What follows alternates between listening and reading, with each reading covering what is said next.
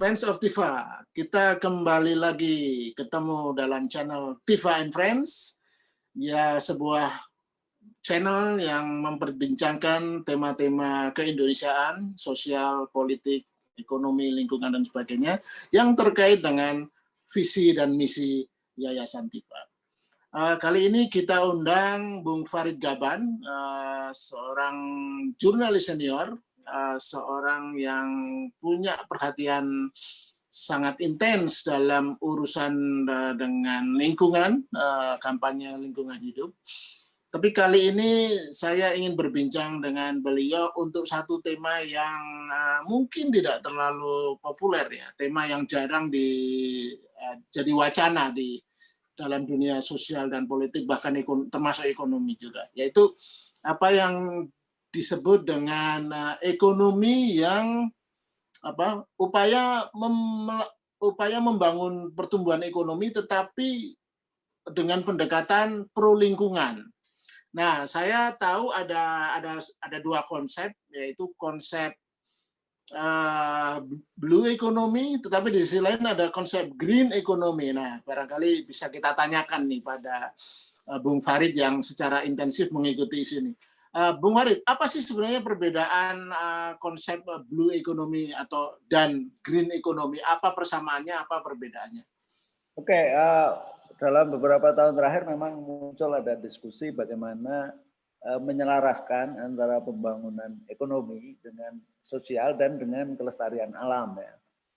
PBB sendiri bikin namanya sustainable development sebenarnya. Nah, di dalam sustainable development itu ada 3 komponen yang orang mengatakan sebagai triple bottom ekonomi dalam pembangunan. Itu bagaimana pembangunan ekonomi, pembangunan sosial, pembangunan kelestarian alam terjaga. Misalnya dalam semua indikator dari sustainable development itu ada indikator tidak cuma pertumbuhan GDP tapi juga bagaimana akses terhadap air, penghormatan kepada HAM, dan kemudian juga penghormatan kepada lingkungan. Nah, dalam kaitan dengan penghormatan terhadap kelestarian alam, itu dikenal ada konsep green economy, dan terakhir yang banyak saya pelajari itu adalah blue economy.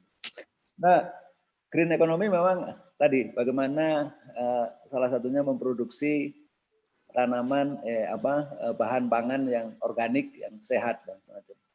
Tapi masih terikat dengan sistem sebenarnya sistem kapitalistik ya.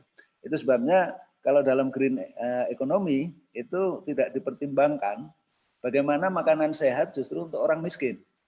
Kita tahu makanan sehat organik selalu mahal gitu. Nah, itu sebenarnya agak berlawanan dengan tadi kalau kita mau menyeimbangkan pembangunan ekonomi, sosial, dan lingkungan menjadi satu.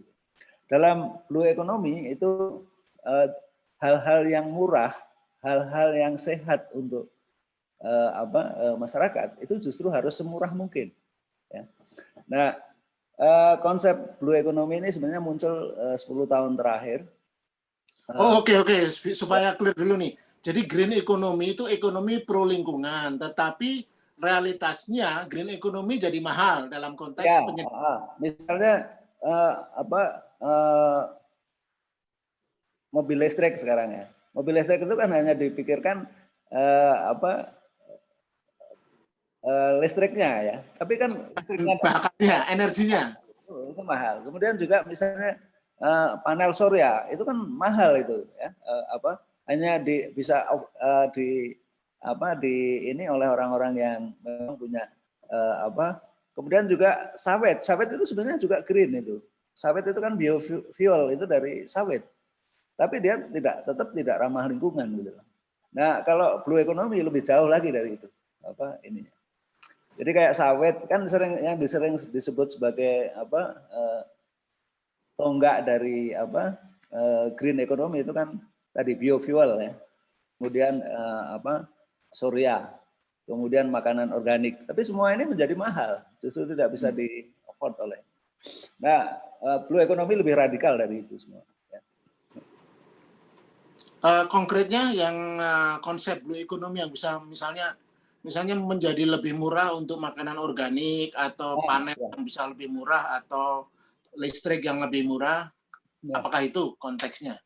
gini, blue economy ya tadi saya ingin sedikit cerita tentang blue economy bagaimana muncul dalam beberapa tahun terakhir ya. Sebenarnya diformulakan oleh namanya Gunther Pauli, itu seorang ekonom Belgia ya. Tapi kalau saya melihat membaca lagi dari apa yang dia tulis, sebenarnya blue economy ini sudah diterapkan dalam kehidupan banyak masyarakat tradisional kita. Jadi ada beberapa prinsip yang disebut di dalam blue economy itu adalah tadi pertama, kita berbasis pada alam, menghormati alam. Yang pertama, kalau menghormati alam, kita akan menghormati lokal. Jadi lebih melihat apa yang ada di lokal. Kemudian tadi, work with what we have. Bekerja dengan apa yang kita kita punya. Karena di alam itu eh, hanya tumbuh dari apa yang ada di tempat itu. Itu yang kedua. Jadi ekonomi biru akan menghormati ekonomi lokal. Yang kedua, wealth atau kemakmuran itu dicirikan oleh keragaman. Jadi kayak misalnya kelapa sawit, pertanian sawit di mana di Kalimantan, walaupun dia menghasilkan uang, simbol kemiskinan. Karena justru merusak banyak sumber daya lingkungan yang lain. Nah, kemudian tadi zero waste di dalam blue economy itu dikenal sebenarnya alam itu tidak mengenal sampah. Ya, apa yang diproduksi oleh satu proses di alam akan dipakai oleh proses yang lain.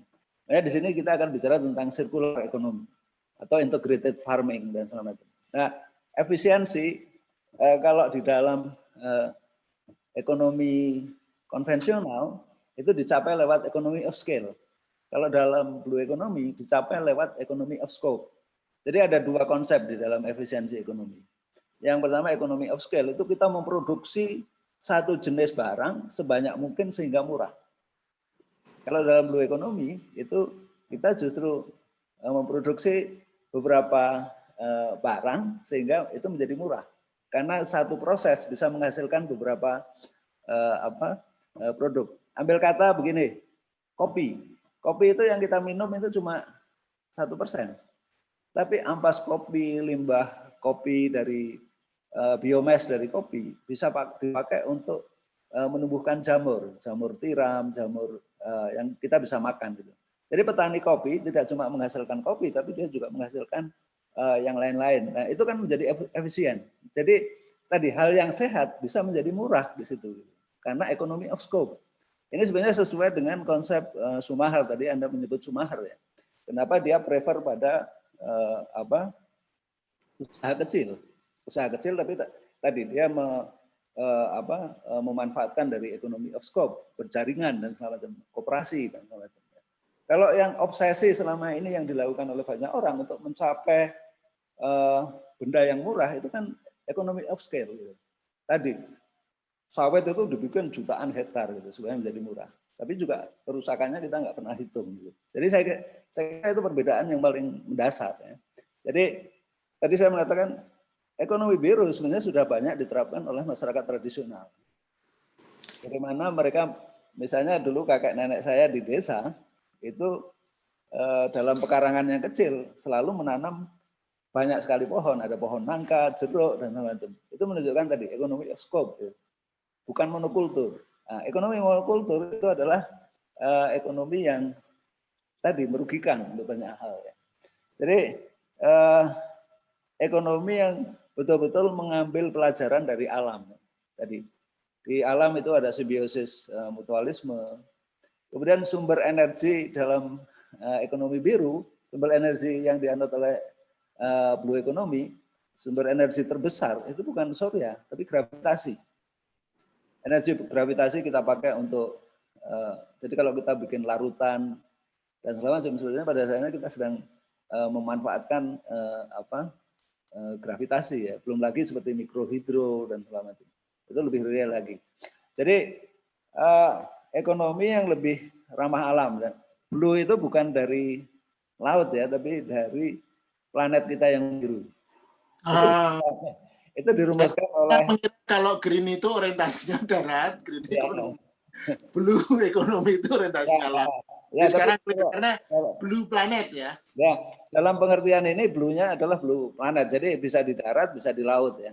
Dan intinya juga inovasi kalau menurut saya di situ. Inovasi sains untuk memanfaatkan sumber daya lingkungan. Misalnya sekarang ini kan di desa-desa kita mengabaikan limbah ya. Limbah pertanian juga di perikanan sama. Padahal itu bisa menghasilkan dengan inovasi sains itu bisa lebih baik. Misalnya ambil contoh kita sekarang berdebat tentang grafin ya sebagai bahan utama untuk mobil listrik, baterai mobil listrik. Grafin ini bisa diproduksi. Nikel. Ya, sebenarnya ada alternatifnya namanya grafin. Grafin itu sebenarnya asalnya dari grafit karbon.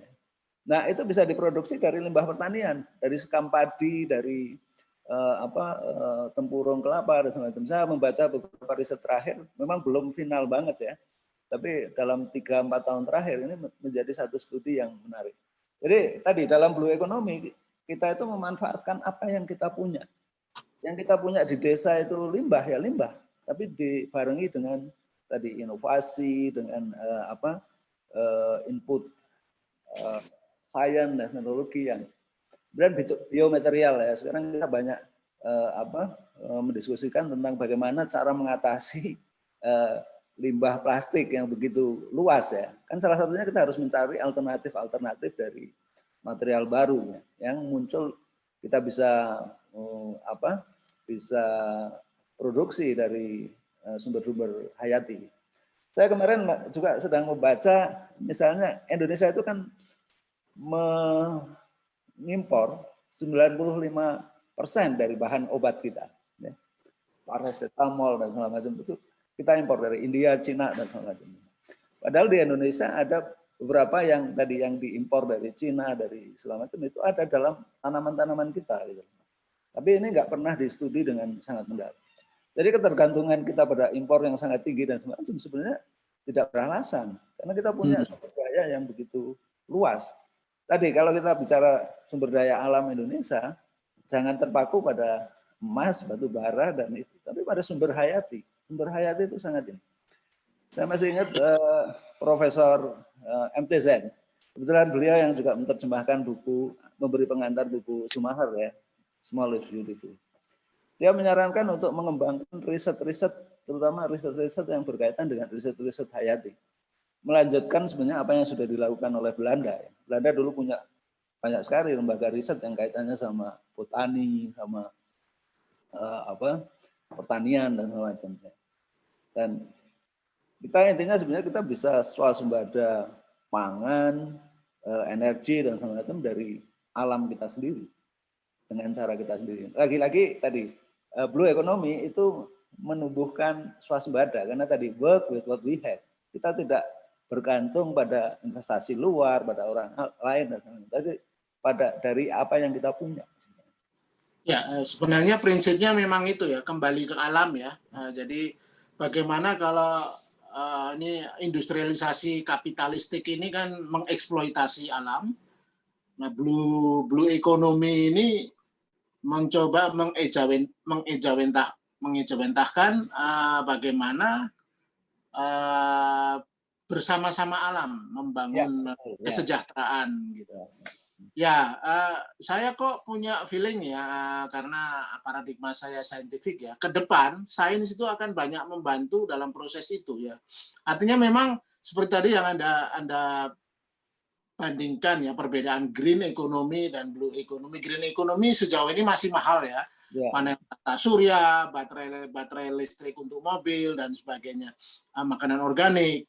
Nah, cepat atau lambat, ini hanya masalah teknis yang akan bisa diatasi oleh sains. Yang saya dengar misalnya adiknya Elon Musk itu sekarang kalau Elon Musk itu bisnisnya kan penjelajahan ruang angkasa ya, roket penerbangan, dan dia berambisi pada tahun 2030 akan mendarat atau mengirim manusia ke planet Mars. Nah, adiknya sekarang sedang melakukan satu rekayasa dan sudah jalan bisnis bagaimana membuat bercocok tanam di dalam gedung, jadi di dalam kontainer-kontainer, dan ternyata itu jauh lebih efisien, lebih murah, dan kualitas tanaman-tanaman yang bisa dikonsumsi langsung itu jauh lebih bagus kandungan nutrisinya, even dibanding tanaman yang tumbuh secara alamiah.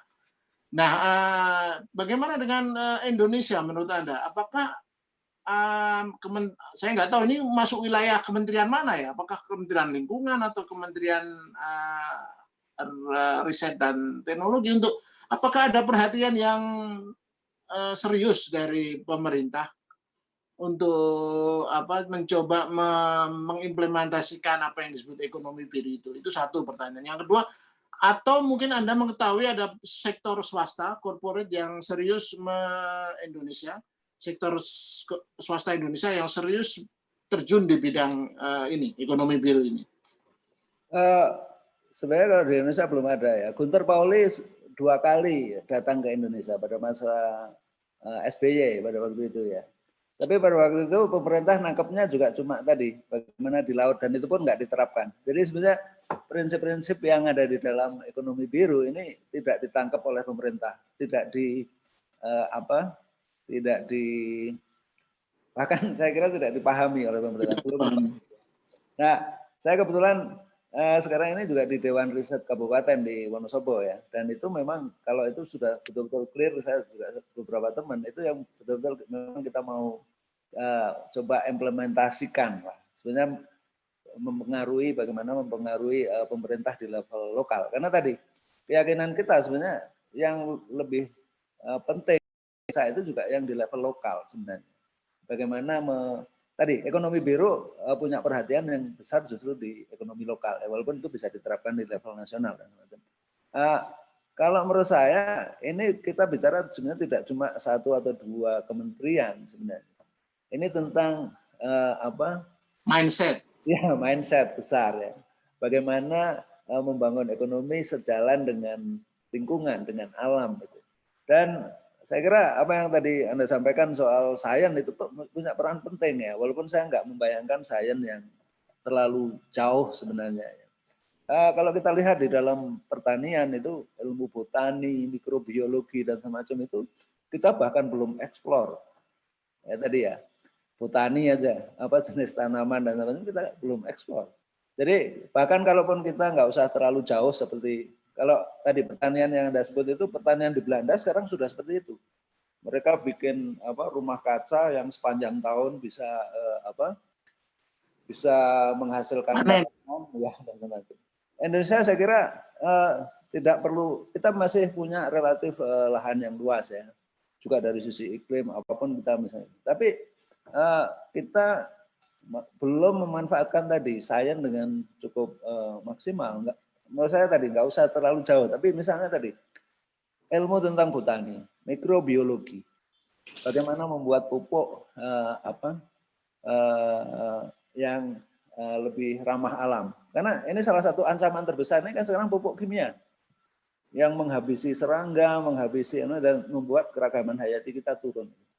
Jadi sebenarnya ini menyeluruh tentang blue economy itu tidak sekedar berekonomi, memproduksi, tapi juga mindset secara keseluruhan.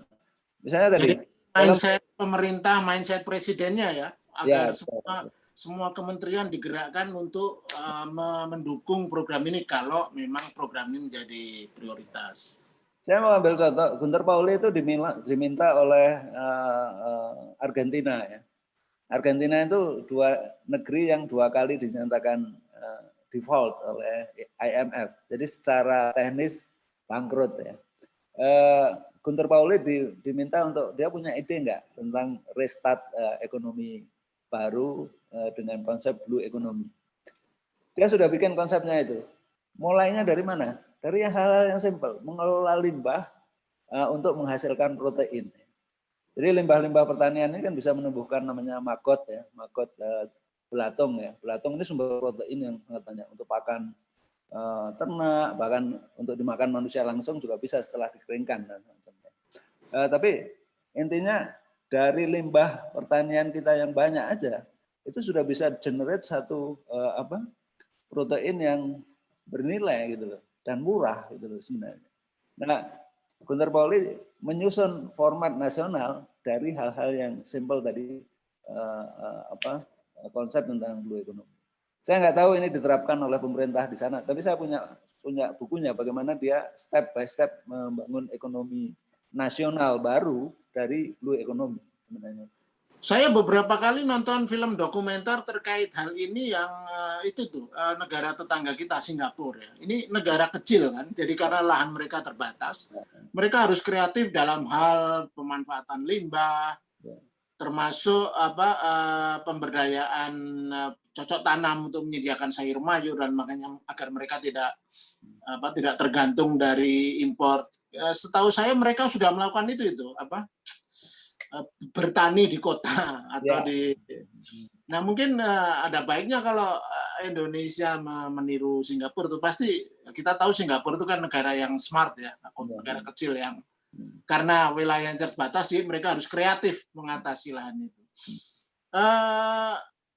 Cerita blue economy dulu ada anekdot di zaman presiden sebelumnya SBY.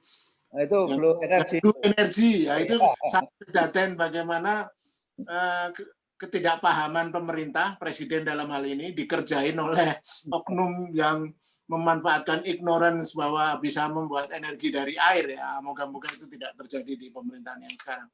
Tapi memang Anda belum lihat sama sekali upaya dari pemerintah Presiden Jokowi ini untuk mencoba mendekati, mencoba mengimplementasikan blue economy ini.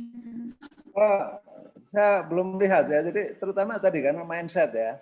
Jadi kalau saya lihat pemerintah Jokowi ini terlalu terobsesi pada hal-hal yang terutama tadi fisik, kemudian pada ekonomi semata dan semacamnya, itu agak jadi nggak kompatibel sama obsesi bangun jalan tol, infrastruktur itu. Ya, jadi kalau blue economy kita akan menghargai tadi lokal, ya. Tidak hanya sumber daya lokal, tapi juga bahkan tradisi lokal. Jadi sebenarnya blue economy itu beyond hanya ekonomi. Dia akan juga mendorong keragaman, tidak cuma keragaman hayati, tapi juga keragaman budaya, kearifan tradisional dan sebagainya. Jadi blue economy itu lebih jauh dari hanya sekedar itu. Makanya ini kan perlu satu mindset yang lebih menyeluruh sebenarnya. Nah, pemerintah dengan omnibus law dan segala macam, kalau menurut saya tumpuannya adalah tetap tumpuan tadi perusahaan besar, investasi besar, asing dan segala macam. Beda dengan konsep tadi Sumahar ya, bagaimana small is beautiful, bagaimana menggalang kekuatan dari level lokal, menjaga keragaman dan segala macam. Saya kira di situ itu mindset yang berbeda sama sekali. Ya, dengan disahkannya omnibus law hanya dalam tempo yang sesingkat-singkatnya itu, yang poinnya adalah untuk membuka seluas-luasnya Indonesia bagi investasi ekonomi, ekspansi ekonomi, pertumbuhan. Sebenarnya itu indikasi bahwa blue economy sama sekali bukan menjadi agenda ya. Bahkan boleh jadi blue economy akan dalam perspektif mindset pemerintah menghambat pertumbuhan ya, pertumbuhan dalam pertumbuhan ekonomi, pertumbuhan pembangunan infrastruktur dan semacam itu yang orientasinya sangat fisik gitu. Tapi pemerintah kan sebenarnya menandatangani deklarasi tadi tentang SDGs ya, Sustainable Development Goals ya.